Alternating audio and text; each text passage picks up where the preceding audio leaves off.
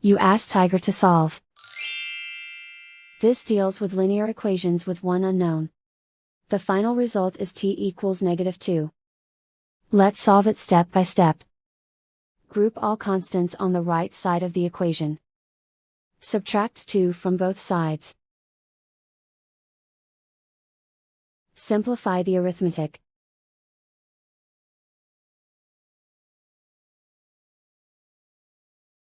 Isolate the t.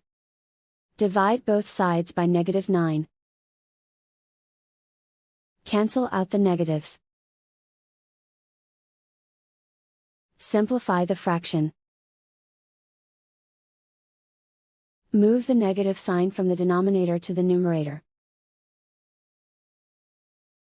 Find the greatest common factor of the numerator and denominator.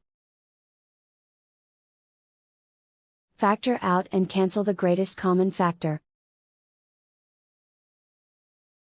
And so the final result is t equals -2.